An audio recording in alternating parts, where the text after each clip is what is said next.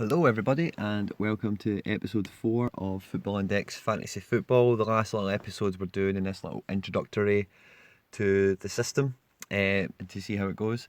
So we're on to forwards, okay? So as you've seen from the pictures in the previous episodes, we went 3-4-3, so we've got 3 strikers to talk about, okay?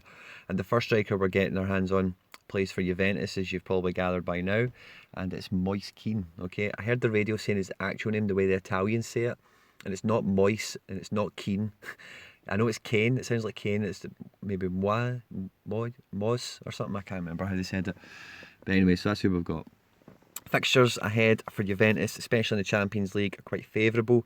We've got tough games, kind of scattered pretty much domestically, so AC Milan, Spal is an easy game, of course, but then we've got Fiorentina, Inter Milan, and then the derby with Torino, so difficult games. And then once you get past Ajax, again, as I said before, they'll probably have a Champions League fixture slotted in there somewhere as well against whoever. Okay, so anything he does in this time period is going to be a positive. Just the trajectory he's on the now for a lot of reasons I'll talk about in a second. Any impact he has, especially in the Ajax matches, are going to be nothing but positive for his price and any dividends he could possibly gather against Spal, even AC Milan and Fiorentina. And he's doing really well now, as I'm sure you're aware, and as I'll highlight again for you. Okay, Juventus, when they're winning matches again, they're scoring more than one goal. There was also the 1-0 against Bologna and Empoli, but more often than not, they'll get 2, 3 or 4 goals. They're quite good at that. Juventus, especially domestically, quite strong, even in tougher games. You see 2 goals against Napoli. And that's pretty much the only tough game that's really there, but to score 3 goals, I know it was all Ronaldo, but to score 3 against Atletico Madrid is no mean feat, okay?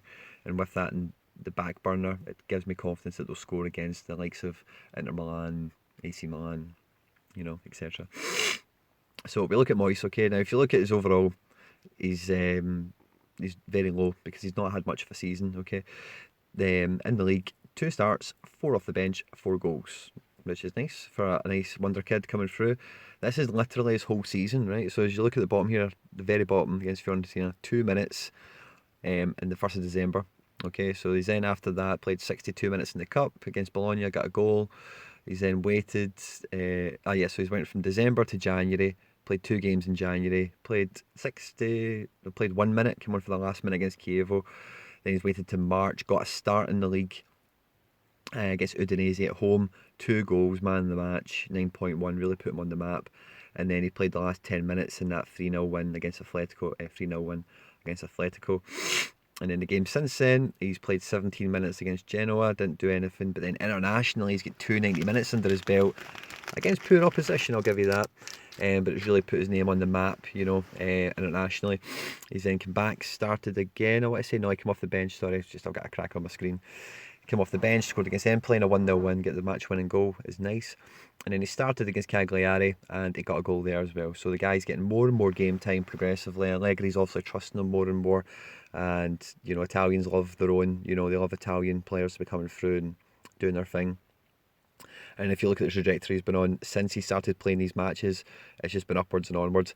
And the thing as well with the racism row, and especially stupid comments that Bonucci made and scoring for Italy and stuff like this, is it's given him worldwide press attention. So he's now got a presence with journalists. So again, any success that he offers to Juventus, match-winning goals, good performances, etc., teams are going to get linked to him because that's just what happens when these people burst onto the scene. And people are going to write stories about them, especially if any more of this racist nonsense carries on, which in Italy is not exactly a big stretch of the imagination, unfortunately.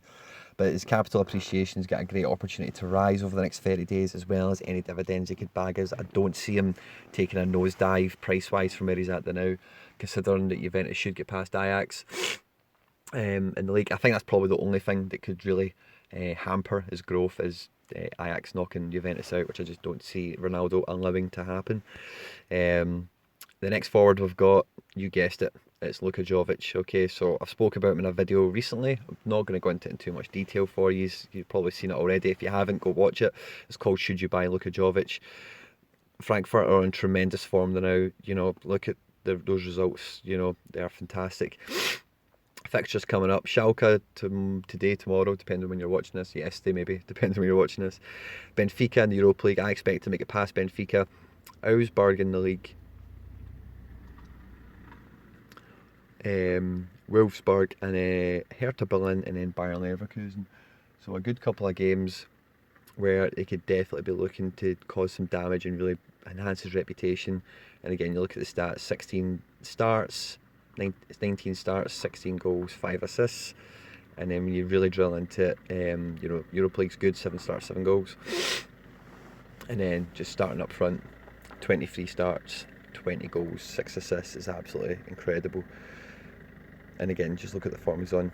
He's just some player now, and the trajectory he's on, especially if they get past Benfica and they move on in Europa League, then you can only expect to see that rise and rise and rise. Okay. And then the last one we're going to come to is a forward for Chelsea. Okay, and this is one of my favourite players for Chelsea this season, big sexy Olivier Giroud. Okay, so Chelsea's season's been really, really rocky, as you're probably aware, and Giroud's just hit some amazing form now. You know, the fixtures they've got coming up are quite attractive: West Ham, Prague, Liverpool will be tough, of course, Prague again, Burnley, Man United, that'll be tough, and then Watford. So they're all games, and again, you'll probably have another Europa League fixture sandwiched in here somewhere, that Chelsea, if they're on form, they should be doing well, scoring goals in. And if Giroud starts, as you'll see, he's got a big part to play. So 24 starts, 10 goals, 6 assists, which is great.